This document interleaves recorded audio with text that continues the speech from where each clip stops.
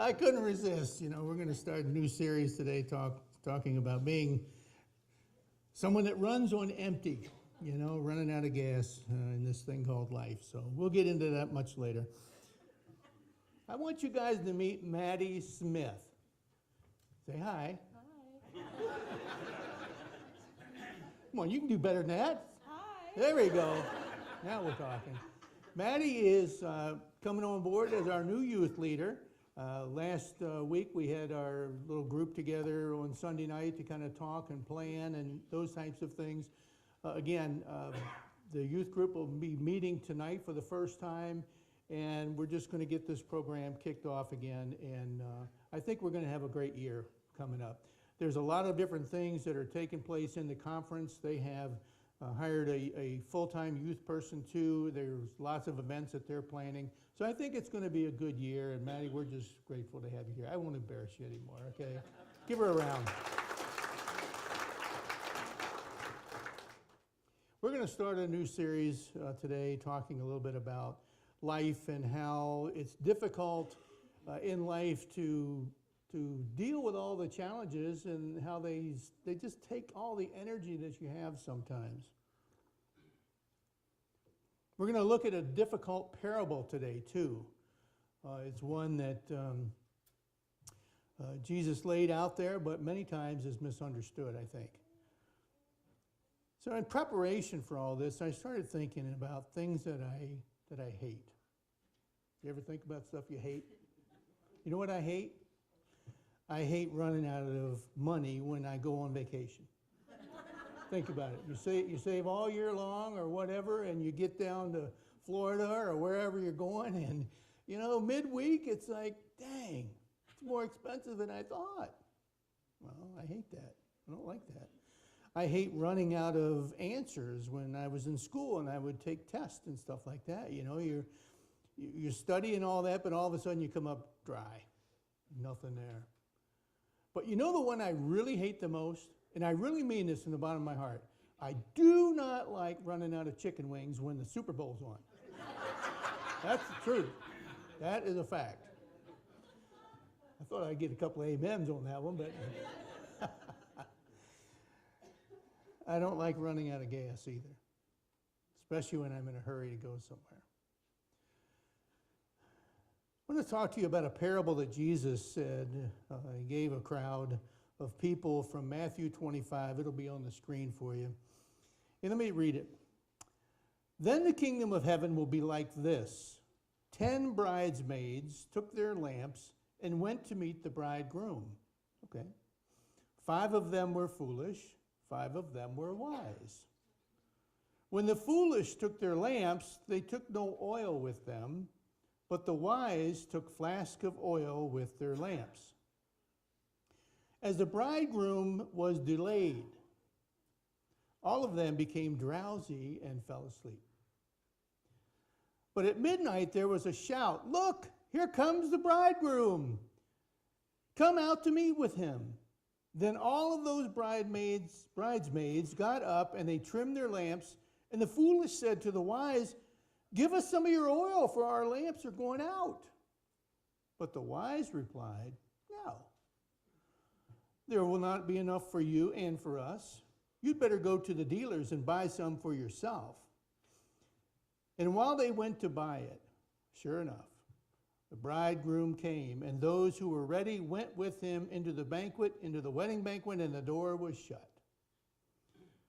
Later, the other bridesmaids came also saying, "Lord, Lord, open to us." But he replied, "Truly I tell you, I don't know you. Keep awake, therefore you know neither the day nor the hour." This is a difficult parable that Jesus laid out there for several different reasons. It doesn't follow the normal progression of things that Jesus was teaching people.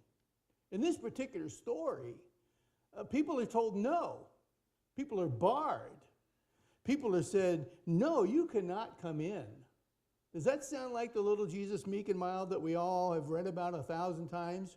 Where, you know what, we want you to come in. I'll be here for you. I'll open the door. I'll do all of these things to get you into the kingdom of heaven. I'll forgive you. I'll die for you. I'll do all these things. Not this time. Jesus is saying, no way, Jose.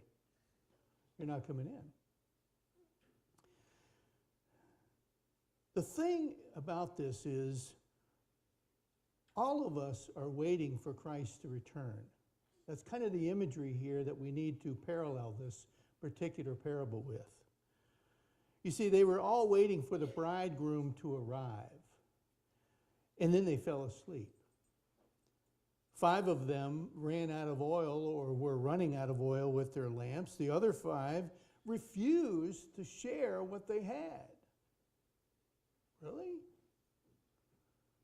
5 went without the oil, and they didn't bring it with them, so they took the advice of the others and they went into town to buy some oil.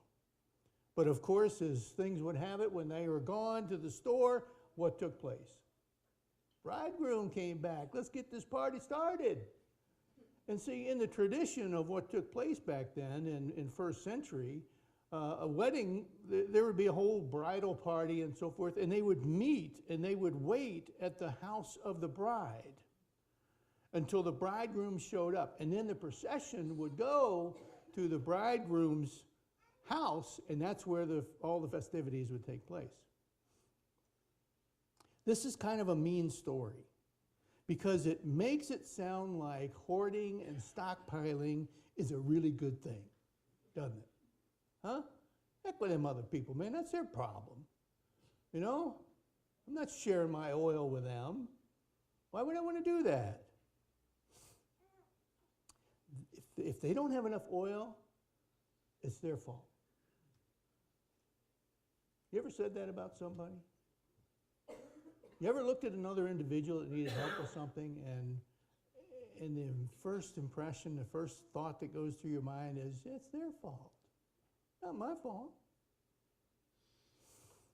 We got to dig a little bit deeper, though. Let's look at some of the other stuff that Jesus talked about. First of all, he said things like, don't store up on earth treasures. If you're going to store things up, store them in the kingdom of heaven. He said things like, don't worry about what you're going to eat or what you're going to drink or what you're going to wear. He said, God knows what you need. He'll provide all the things that are necessary for you. You don't have to worry about it. He said things like, don't worry about judging your neighbor, the little splinter in his eye, because, dude, you got a log in yours. He said things like, forgive, not just 7 times, but 70 times 7. And then Jesus takes care of people to the extent that, like, there's 5,000 people plus on the side of a hill one day, and he's talking with them, and they're totally unprepared. Totally unprepared. They went walking away from town. They're following Jesus. They're listening to him. Everybody's, this is all wonderful, but it's late in the day, and they're starving, and they're getting hungry and weak. And does Jesus say, hey, go to town and get your own food? It's your problem. No, he doesn't say that at all. He feeds the 5,000. So is this parable really telling us to ignore what Jesus said before, all these good things that he said, to take care of each other and love each other and all? Not really. It's talking about preparation. Let me ask you, how many times people, it's just part of life, isn't it? How many times have people gotten married where they really weren't prepared for it? Huh? Don't raise any hands now. What about going into business? I've known people that have gone into different business ventures and they were totally unprepared for it. What about having kids? All of a sudden the kids start coming and you're like, I didn't expect this. What about retirement? How many people will retire this year totally unprepared for what the future will bring to them? You see, as we look at this particular parable of Jesus, it's not about the hoarding of things. It's not about the sharing of things. It's all about being prepared. You got to be prepared. It's about thinking forwardly and seeing what things are necessary in your life in order to have that abiding relationship with Jesus. It's about what I need to do in preparation. It doesn't discount the fact that, we don't really know why they didn't share the oil, those 5 wise bridesmaids. I don't know why they didn't share it. Maybe they were hoarders themselves. Who knows? Or maybe they only had enough to last through the ceremony themselves. Or we don't really know. We're not told that. But that's not what it's about. The parable is about preparation. Parable is about being prepared for the coming of Christ into our life. The parable is about coming to that point in life where the choices that we make will come to fruition. The preparation that we had gone through will come to an end. The decisions we made for Christ and to live for Christ and to abide in Christ, those things will come to a complete reality. No more time to go prepare. No more time to go to the store and get oil. No more time to think about the future. He's talking about that moment in time, that moment in our life when this is it. So how do we take this parable and apply it to our life? I think, first of all, we got to think about a couple of different things. First of all, we got to think about the oil itself. The problem that these people had was not the oil. It was not falling asleep, waiting. Again, the problem was some of them didn't bring enough with them. Are you bringing enough with you? Think about your spiritual walk with God. Because absolutely none of us has any idea how much time we have left in this world. Have you brought enough oil with you? Is there anything else more important?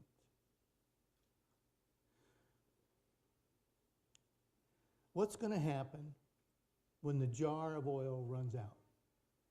The flame runs out, doesn't it? The lamp goes out. It's the same thing in our life.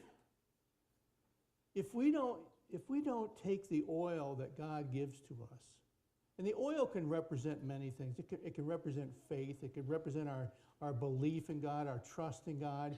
It can represent the time that we spend with God. It can represent the whole relationship that we have with God. And if we don't carry it with us, then there's going to come a time when you're going to wish you had it with you. Guarantee it. You're going to wish you had that relationship with Christ, an abiding, loving, lasting, long-term, eternal relationship. You're going to regret not having it with you. Because you're not going to be able to go to the store and get some more. Jesus is quite clearly telling us that the time to take this seriously is today, right now. Now, I'm not trying to bring doom and gloom into the room. Jesus is not trying to bring doom and gloom in there either. He's simply stating a fact. Guys, get serious. If you're not serious about your relationship with me, he says, today you need to do that. You really do. Because you don't have any idea of how long you got. If we could talk about some of those other parables and scriptures. You remember the one, there's a guy that has all this stuff and it won't all fit in his barn. And he says, I'll build bigger barns, to put all my stuff in. And Jesus says, or God says, you're a fool because today your life will be demanded of you. There's no time like the present. You always carry with you your relationship with God. Because if you don't, when you need it the most, you won't have it. That's the oil.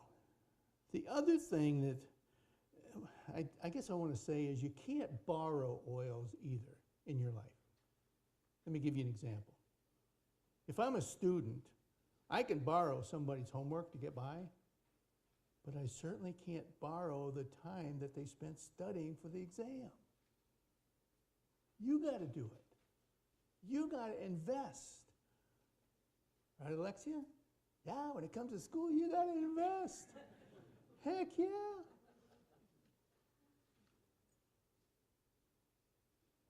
That's all he's saying. Is take the time to invest in the relationship with me. Don't put it off. Don't procrastinate. He says, because one day you will need that oil. The other thing we need to look at from this particular parable is this overall theme of waiting. Are we waiting well? Are we waiting well? Again, the issue is not that they fell asleep, because they all fell asleep. We all get tired. But the idea is that there was some of them that waited with a reserve of oil with them. They kept it with them. They brought enough with them. They thought through earlier. They knew what they were going to need, or at least thought they knew what they would need, and tried to plan accordingly. Or there's then the other ones that were like, I'll deal with it when the time comes. Are we waiting well? You know the old adage, Lord, grant me peace, and I want it now. Are we waiting well? While we're waiting on the coming of God in our life, while we're waiting on, an enhanced relationship with Him, are we doing the things, are we watering the things, if you will, that will help us to grow in that relationship? That really is so deeply important. And that's what Jesus is trying to get through to people. It's not the hoarding. It's not don't share with others and all those types of things. It's take responsibility for yourself. Because nobody else can accept God or reject God other than you. Nobody else can plan out the way that you're going to hold on to that relationship other than you. You can't rely on somebody else to have everything that you're going to need the last day of your life other than you. It's a sad thing when you're in a hospital and you're with somebody that's getting ready to pass away and they're totally unprepared for it. I mean that.